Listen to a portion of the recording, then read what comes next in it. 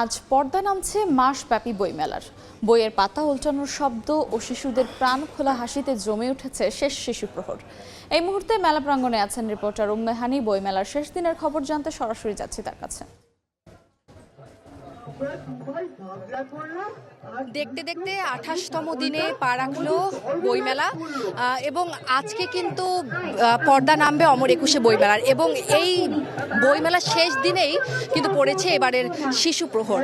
এবং সব কিছু মিলে বইমেলার শেষের যে একটা দুঃখ, সেটির সাথে সাথেও কিন্তু আসলে শেষ শিশু প্রহরে আনন্দ করায় কিন্তু একেবারেই কমতি রাখছে না শিশুরা।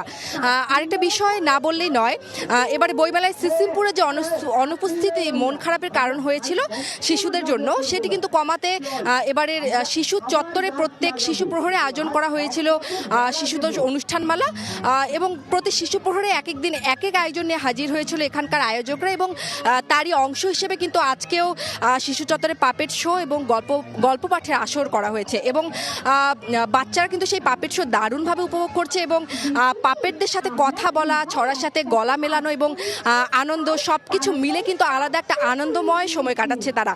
আর যেহেতু গল্প পাঠের আসরও আজ রাখা হয়েছে, সেই হিসেবে কিন্তু বাচ্চারা অনেকেই আগ্রহ নিয়ে গল্প শুনছে, মাঝে মাঝে খুব কৌতূহল নিয়ে প্রশ্নও করছে। এবং ওই যে সিসিমপুর নিয়ে যে উচ্ছ্বাস শিশুদের মধ্যে আমরা দেখতাম, সেই একই উচ্ছ্বাস কিন্তু আজকে আমরা মেলা শেষের এই দিনে পাপেট শো এবং গল্প বলা আসরকে ঘিরে আমরা দেখতে পাচ্ছি। এবং শেষ শিশু প্রহর বলে আজ কিন্তু যে মেলায় যে খুদে পাঠকেরাই কিন্তু শুধু যে আসছেন ব্যাপারটা কিন্তু এমন নয়।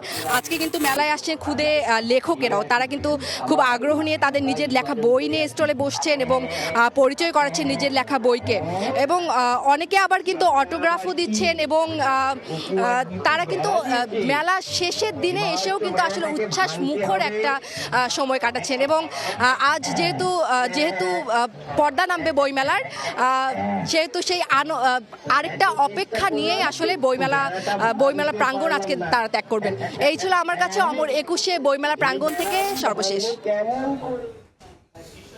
বইমেলার শেষ দিনের শেষ শিশু প্রহরের খবর জানছিলাম মেলা প্রাঙ্গণ থেকে।